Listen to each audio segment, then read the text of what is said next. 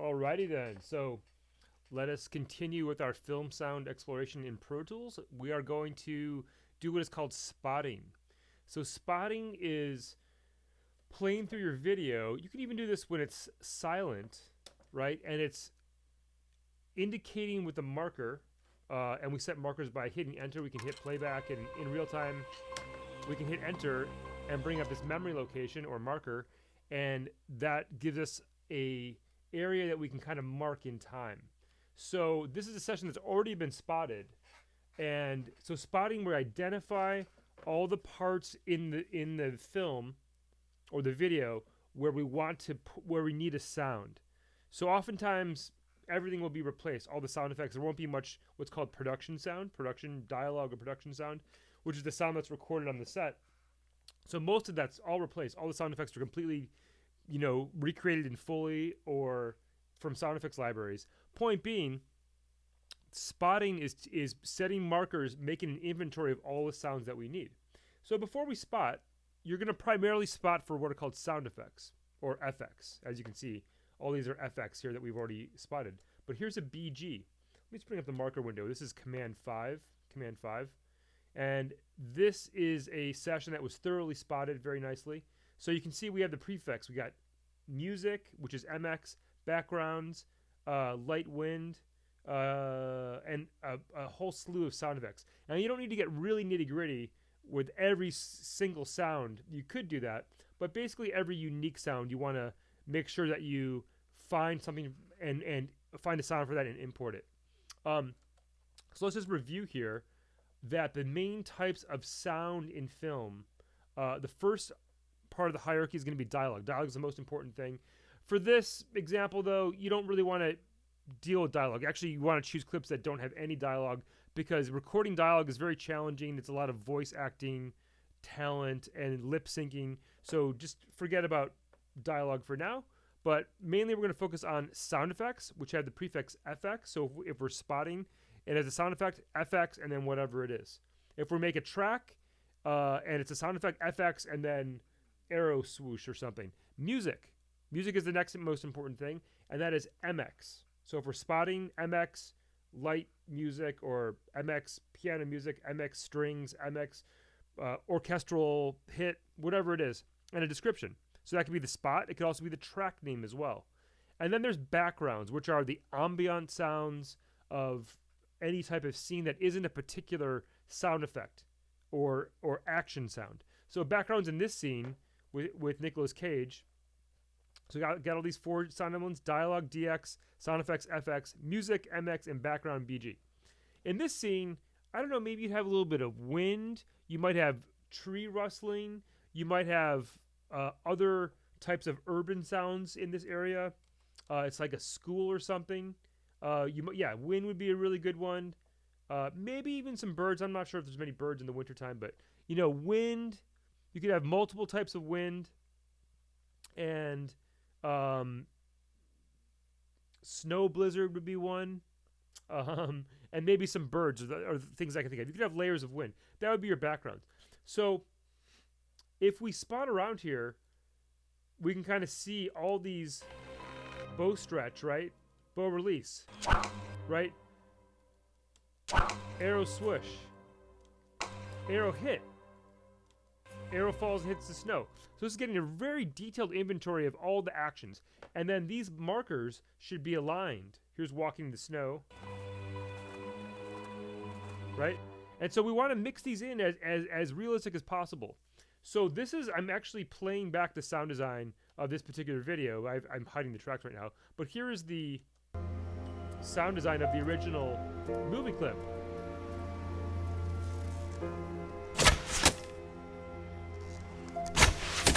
So kind of like larger than life sounds in that clip. And this sound design is not too bad. Anyhow, so those are the main elements. So you want to do a thorough inventory, adding the prefix of primarily sound effects for FX for sound effects. You want to go through and mark all the unique instances that you want to make a list of all the sounds you're going to need to find, right? That's spotting. You might want to make a list of what type of music you're going to have, where that's going to start, and what type of backgrounds you're going to need. In this case, we had light wind and we had stronger wind. So we just had 2 layers of wind in this one. That's it, right? So, and that might be right at the beginning when we first start the video. Okay, once you've gone through and marked all these things, and just to review, set a marker, you can do this in real time, hit enter. I just set one there called location 28, as you can see over here, location 20 or 25, whatever that was. It was just kind of the default name. Then I could just double click on this marker. I could rename it. I could call it Bob. I can move Bob around here. You can call it whatever you want, whatever descriptive name. In this case, maybe I will call it FX Bob, right? But whatever unique name you want, whatever your sound effect, that'd be the sound you would need to get. And if you don't like it, you could just drag it off to delete it. See that little delete icon? Zoom in on that. I can just drag it off and you can delete it that way. Or you can just option click, option or alt, and click on it to remove it. Okay, once you've gone through and thoroughly spotted, a nice little trick you can do is file export session info as text. This is great for spotting. And all this stuff might be checked, but all you want is include markers, okay? And I'm going to click OK. And I'm going to put this in my session folder. This is actually, someone's called Richardson AS2. So I'm going to call it AS2, or I might just even call it FX spotting list, okay? And I just save it. And what did that do? It basically made a folder here, excuse me, there it is right there, FX list, Richardson FX list. So it made a text document of all the spotting that we had in the session here. All the music, we know it's MX. The background, boom, light wind. And all the sound effects. So I need arrow from the quiver, arrow placement, bow stretch, bow release, arrow swish, arrow hit. So I need a ton of arrow sounds. But at least I've made a detailed inventory of the sounds that I need. This is just a workflow thing of making a list of all the sounds. And we're batch processing here. We're making a list through spotting. We're making a list of all the sound effects we need in this session. And then we can go search for the sounds. So in the industry, or as you do more and more sound design, you have like a sound library. And I think my sound effects drive is hooked up here. And I have probably all these sounds on my local hard drive here. That's really the way to do this. But lacking, I know you guys probably don't have like a large library. So what you can do is utilize a few websites here. So here's one called Sound Bible. This one's actually really good. So if I were on Sound Bible, soundbible.com, and if I were to search for arrow, just be more general with the word arrow, and then I can go in here. Ooh, no arrow sounds? Come on. No arrow sounds. There's got to have, like, let's say a swoosh sound. Here's an arrow swish. That's too many arrows. That's one arrow. They're all kind of, yeah, so maybe, I don't know if any of these are appropriate, but let's say I like this swish one here. So it's a little bit low. I might have to pitch it up, but then I have the option here of a wave or an MP3. So you always want to go with the wave. So I would click on the wave, download the wave, and then I would import that into my session. Another site here is freesound.org.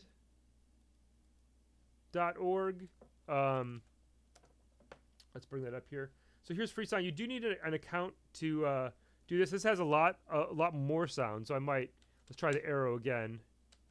Arrow sounds here, and hopefully it'll let me, play these back. Let's see. Yeah. So so you could collect all these little detailed. That's one like mouth sounds is funny.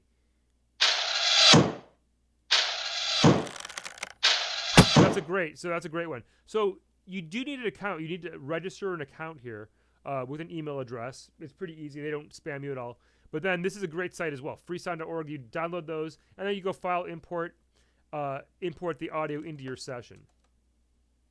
So I'm going to do that now. File import audio, and I think I pulled down one. Arrow sound here.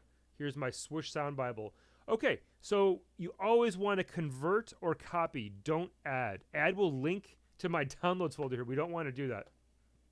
So I want to convert because I'm gonna have to sample up. I'm at 24-bit. This is 16-bit 44.1.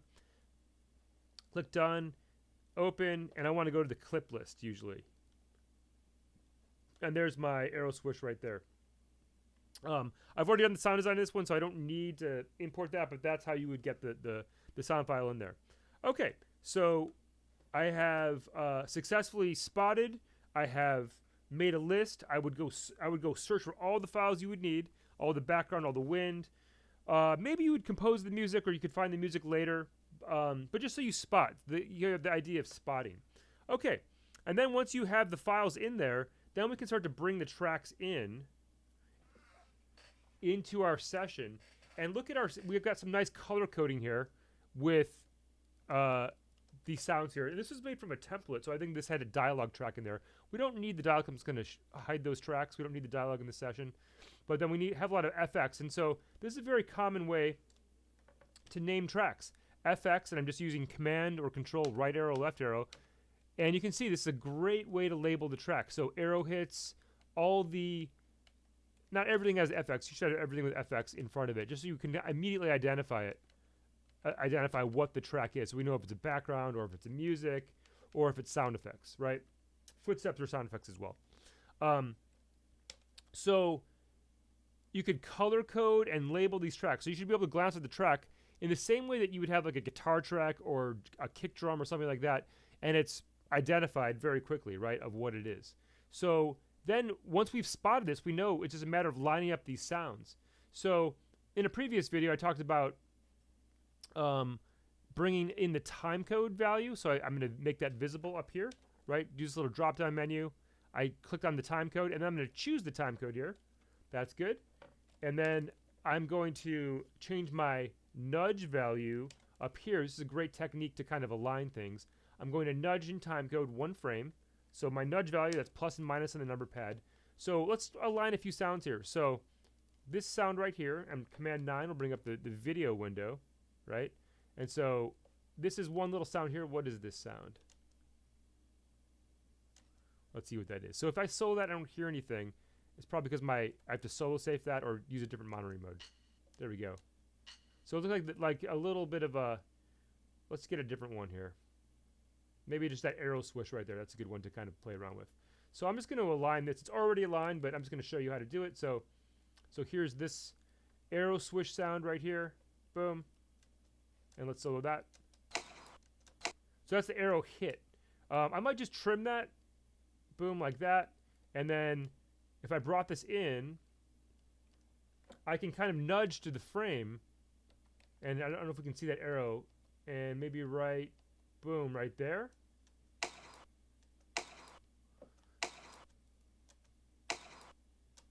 That looks good to me. So, but you could just nudge that around. So it's frame by frame. Let's find another one with the arrow release. Let's see if we can find that. Just do another one here. So that little swoosh sound, let's solo some of these. And let's get one of these going.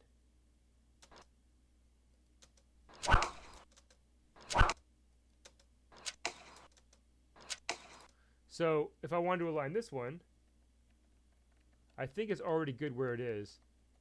And it's going to show you just, I'm going to trim it back just to this transient, right to where, maybe right there. Yeah, that looks good to me. And then there's the swish sound right after that release. Right? So we're doing lots of layering here. So you do have to have layers in the backgrounds as well. So let's listen to the backgrounds here. So I've got some backgrounds here. I've got this layer of wind. It's super quiet. It's barely audible, but my volume's kind of low here. So let's turn that up a little bit. Oh, I know why I can't hear it. Okay, let's undo that because I got to solo save that. Command click on the submix. There we go. Very, very subtle. Then we have a bird background here. That's a nice one too. So the idea here is that we're layering stuff. We also have some flag flapping. Flag right there. But so we have this nice realistic wind as well as birds. And you just want to use your ears of this balance. But layering is a huge idea in sound design, where it's not just one sound effect of wind, right? It's wind and birds and the flag flapping. In the same way, it's not just uh, it's not just an arrow swishing sound. It's the whole action of, you know, releasing the bow, the swish sound, the impact, the arrow kind of. This is like 3 sounds. It could be a lot more. So oftentimes things are highly layered, right? So the spotting's really nice because it gives you an idea of where to place your sound effects. Okay, great. So we got our tracks named, color coded, and one last thing here we can do is set up the submixes. We know how to set up submixes. We have all of our tracks here going to FX submix, and they're patching it in here. So there's a couple ways to do that. You could just use numeric buses, right? I could change all these to 11 and 12, right? Or I could just do this. I'm holding down. I selected all the tracks. I'm holding down Option Shift, which just applies to the selected tracks, as you know, right? Option Shift or Alt Shift. But I'm going to put it back to the FX submix here. So bus FX submix. So then it's going out to the in, right? Output, audio output path selector to the input of this auxiliary track. This is an aux track, right? And then you might need to solo safe that. Command click on that solo button, or control click on it if you're on a PC, and that will pass the audio through. If we, let's say if I solo these, it'll pass that audio through. So this is an incredible mix that was done. This sounds quite good. And then we even have some music here composed. So look at all the color coding. We have the submixes set up. It's really just using your ears. No clipping. Film sound has a totally different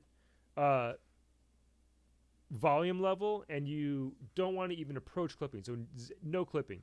I'm not going to be all nitpicky about the levels in this one, but you know, just leave it at 0 and keep your levels very moderate. Okay, that'll get you started.